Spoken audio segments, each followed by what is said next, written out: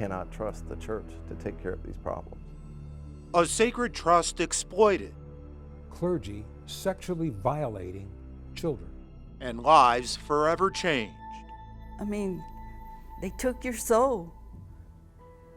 You know, how are they going to give it back? These are the stories of those caught in the sex abuse crisis of the Catholic Church. A mother. I knew that something terrible had happened. My stomach felt sick. A brother. It's evil is the only way that I could put it. A survivor. As a child, you never forget that face, that look of an animal. Sisters, both abused. A lot of suffering. I would beg God to let me die. Please let me die, because I don't want him to do this to me anymore. An advocate. I'm going to get to the bottom of this. I'm going to find out what is really going on with this crisis. And a priest. I no longer have any trust in the institutional church. None whatsoever. I understand your anger and frustration. They watch as church leaders preach accountability. Less words and more action. And promise transparency in releasing names of all priests credibly accused. Who decides they're credibly accused? The bishops do. That's the problem. A crisis of confidence and shattered faith. Just put his name out there. The truth is all I want. Truth about their abusers. Truth about sins of the church. Unforgivable.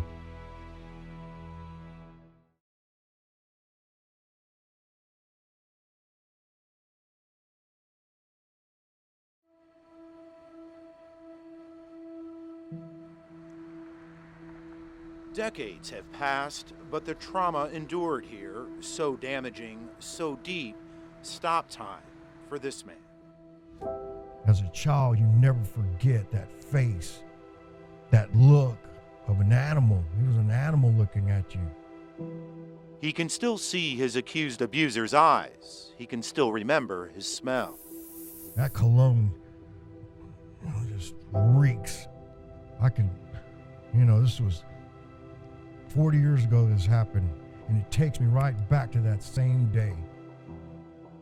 At St. Charles Borromeo on Houston's north side, he was a 12-year-old altar boy serving under Terrence Brinkman, the priest he remembers with that reeking cologne, Father Terry. As a 12-year-old child, nobody should ever go through that. He speaks only in shadow. He asked us to change his voice because what he went through to this day, his own children don't even know. It was a premeditated attack. He used chloroform to come from behind me and put me out. I really can't remember besides me just waking up for just a second or two. But that second or two, I looked back and I could see it was him. I could see that he had his shirt unbuttoned, his trousers were off, and he had me straddled from behind. He says Father Terry, still wearing his priestly collar, sodomized him in a room behind the sacred altar. When he seen that I was coming to, he just went ahead and hit me again with the chloroform, and I was out. In what condition did you wake up? When I woke up, my shorts and my underwear were down by my ankles. And what was so bad about this is that my bicycle that I had rode to church in, he placed it right there next to me. He left me naked outside. Left outside in a church courtyard, he rode home dazed and in pain. He didn't tell a soul. I didn't know what had happened. I was shocked. As I speak about it now, it's horrible. The horror, he says, almost happened again. While in the altar boy dressing room, Father Terry, he says, began to grope him. I exploded. I said some very bad obscenities, and I ran out to the side door. He says another priest was walking by and intervened, and soon Father Terry was no longer at his church. He was gone, not a week or two, not a day or two, but he was gone that day. The church knew. Of course they knew. Of course they knew. But records show Father Brinkman called the move a normal transfer to a temporary assignment at another parish. That was 1976. From there, Father Brinkman continued serving the church while his accuser buried the abuse for years. Then in 2010, he sued as John Doe, but a judge threw the case out. The statute of limitations had expired. Father Brinkman denied ever molesting children, and the Archdiocese says John Doe provided a physical description of the priest that allegedly abused him that does not match Father Brinkman, something this survivor calls nonsense. It's welded in your mind. It never leaves. It's the same thing over and over. But Cardinal Daniel DiNardo says Father Brinkman has never faced any other abuse claims, and an Archdiocesan review board recommended that the priest remain in ministry at St. John the Evangelist. To this day, you can go to Baytown on a Sunday and hear Mass from Father Terry. As a priest, you're the shepherd. You're supposed to be the shepherd, protecting the flock, protecting the sheep. How do you let a wolf into the flock?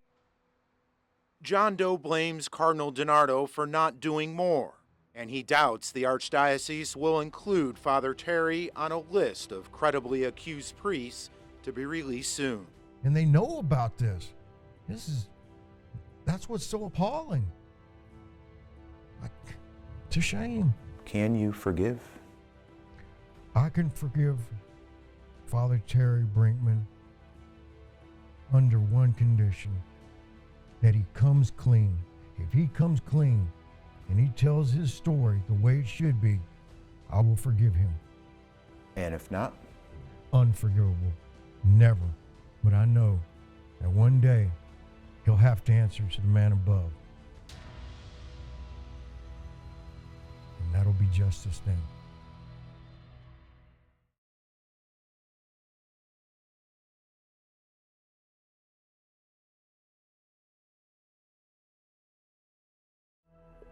It's wrong, and it's got to stop, and it hasn't stopped. She's a mother who won't stop to get out her message that a priest still serving in the Catholic Church abused her son years ago. Protecting the church is not protecting the children. It was the early 1980s.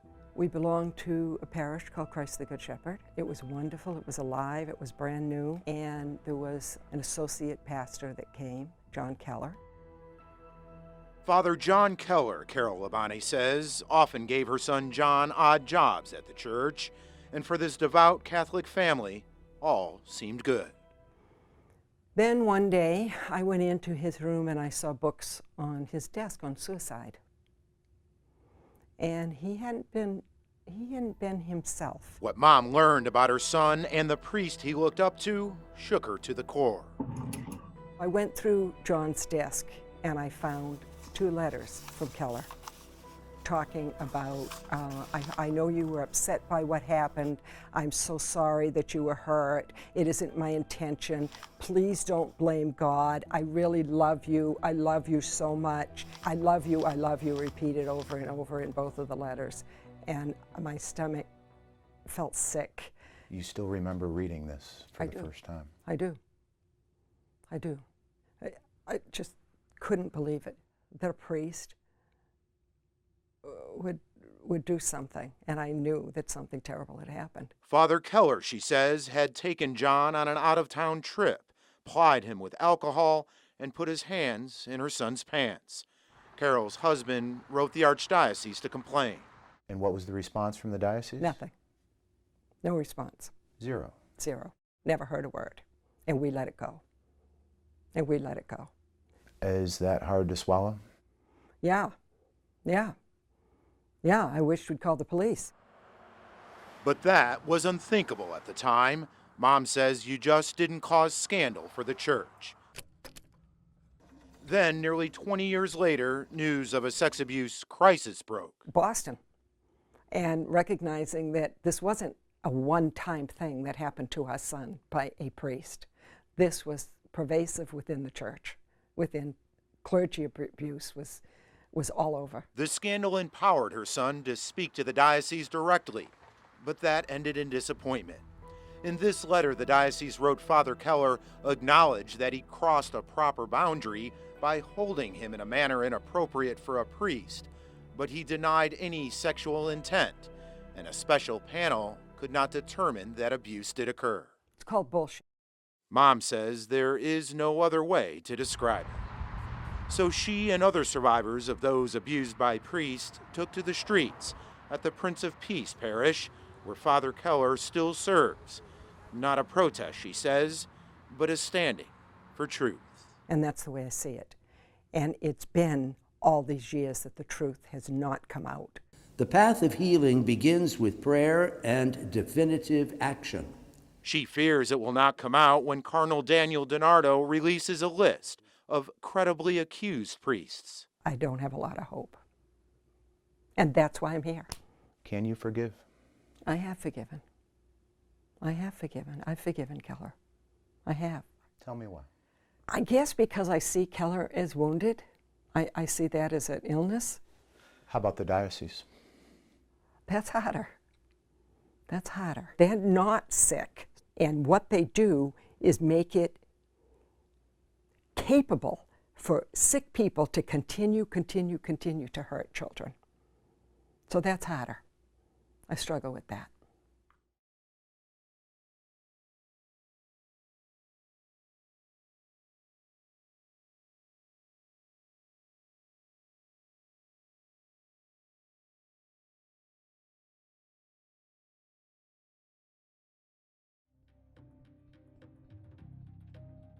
James and John shared a bond that only brothers do, only to have that bond broken by evil. This literally is evil within the church that needs to be cut out.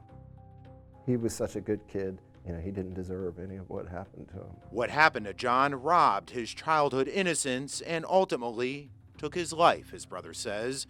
It began when a family friend molested John, but it did not end there. After that happened, John was recommended to Father Dennis Peterson for counseling. Father Peterson worked in the juvenile justice system as a chaplain helping troubled kids. He seemed like a perfect fit to help John. We looked at the church as a trusted resource, and so to have a priest that's also able to double as a counselor was actually, that would have been a godsend. Instead, he would drink with him or give him drugs and then, pull down his pants and do his business. All while preying on the faith of his older brother. He told him that, you can't go to your family and that we can resolve everything by going to confession and going to God. And that was the method that he used. the very person that was supposed to help him. The person that's supposed to be in the role of the shepherd is the person that literally is the wolf. His big brother sued Father Peterson and the Catholic Church in 1999 for abuse that spanned over 10 years. 3 other accusers joined in the lawsuit, but the priest denied all allegations and the Archdiocese ultimately settled out of court. I feel like the church doesn't understand properly the ripple effect of something, the type of evil that has occurred here and how much that impacts the families. John went on trying to live a normal life. He got married and had a child, but he could not escape the past and the demons inside. In 2003, John Thomas Harmon died of an accidental overdose at just 30 years old. Was it the drugs that really killed him? No. It was the fact that he was abused and then abused by a member of the church that should have been helping him. That's exactly what caused his death. As for Father Peterson, the Archdiocese says it removed him from ministry in 1999. It allowed him to live at a church until the Vatican defrocked him in 2005. And because of poor health, the Archdiocese says it permitted him to live in a facility for retired and infirm priests until his death 2 years later. James Harmon hopes to see his name on the forthcoming list of priests credibly accused of sexual abuse. Yes, if Dennis Peterson is on that list, that will go a long way to helping my family heal, knowing that the church is now turning a new leaf and recognizing the pain that they've caused. I mean, you just cannot imagine how hard that is for a family member to deal with. Just, I've struggled with it for so long now.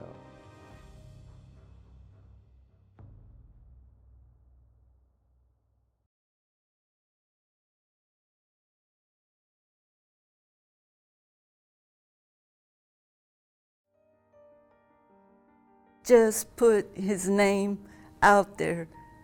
The truth is all I want.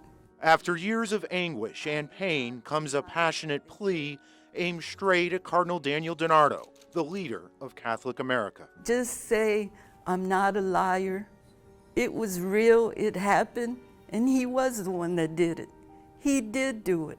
He, accusers say, is Father Lawrence Peguero, a priest at Our Lady of St. John in the 60s and 70s who would often stop by their home for breakfast. Your mother's cooking the priest a meal in the kitchen. Yes, and there's a curtain in between that's closed. On the other side of that curtain, Monica Dianabaya says, is where the priest raped her for years. I would struggle and fight, but he's praying out loud. So my mother is hearing the praying out loud. Her older sister, Elodia Flores, He was my monster. remembers it happened weekly.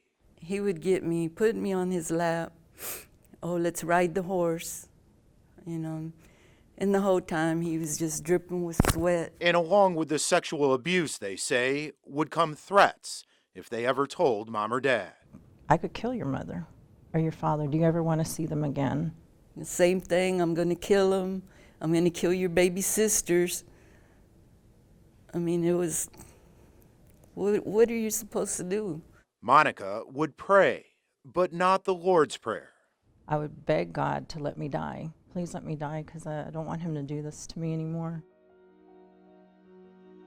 Both sisters buried the abuse for years. After Father Peguero died in 2000, their other siblings said the priests abused them too. In 2008, the family went to the Archdiocese to sit down with Cardinal DiNardo. They were hoping for an apology. Instead, he walked in, put his hand out, wanted us to kiss his ring, which I refused. I told him no. Cardinal DiNardo wanted you to kiss his ring. His ring, yes. They say as they poured their hearts out to the Cardinal, All he did was say, I've never heard of that. He was never in trouble for anything like that. through a spokesperson, Cardinal DiNardo says he absolutely did not require or suggest that his ring be kissed, adding that he recalls apologizing no fewer than 3 times. If Cardinal DiNardo says, I did apologize to that family. No, you did not. Not even a, I'm sorry this happened to y'all, or I'm sorry to hear that that happened to y'all. Nothing. It was humiliating. That's really what it was. It was very humiliating. As for the family's sexual abuse claims, it sued the Archdiocese in 2010 and ultimately settled the case out of court. There's no price that they could ever give anyone for what they took away from you. Your innocence, your childhood. I mean, they took your soul. They can only hope now that the church will finally acknowledge publicly that their childhood parish priest is on the forthcoming list of clergy credibly accused. I want his name to be on there. I want the truth be known. What was done in darkness come to light. That's all I want.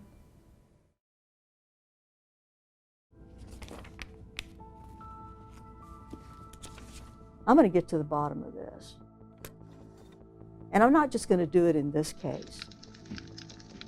I'm going to do it in all the cases. I'm going to find out what is really going on with this crisis across the United States.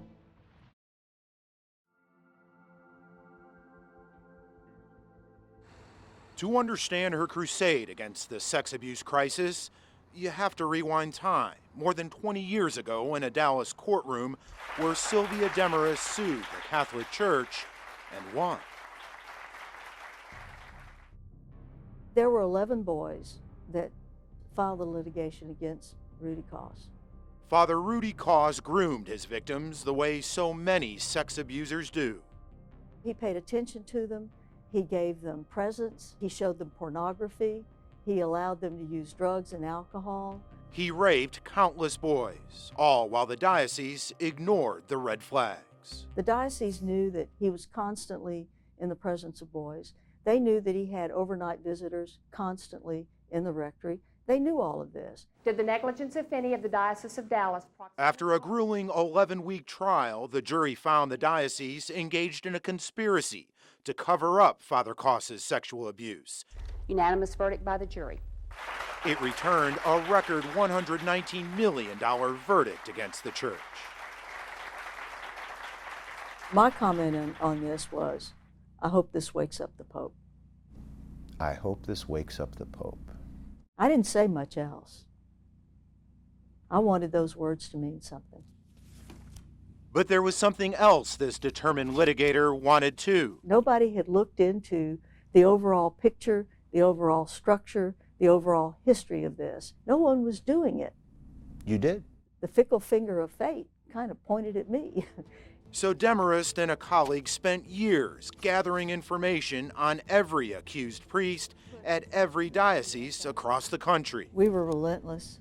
2,600 names at the time. We had over 100 boxes. That she handed over to the advocacy group bishopaccountability.org, which tracks accused and convicted priests. The online list is now twice as long. Once I understood that there was a problem, doing my job included putting together this database, just out of respect for my clients, if nothing else. There's nothing else that exists anywhere in the world that is anything like it. But despite all that, she does not claim victory in her crusade. I really didn't accomplish what I set out to accomplish. I wanted to solve the problem, and its problem isn't solved, as you well know, given what's going on in Houston right now. But the recent search and seizure of sex abuse files from the Archdiocese of Galveston-Houston gives her hope. Police have all those files. That's unprecedented, unheard of. Something has changed. I think maybe we have reached a point where the public is no longer willing to tolerate this kind of obstruction. And until the civil and criminal authorities enforce that accountability, perhaps through criminal prosecution, this situation will probably not ever change.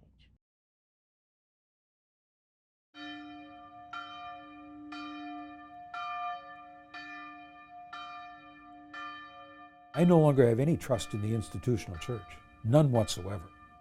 That mistrust of the Catholic Church comes from a priest himself, and not just any priest.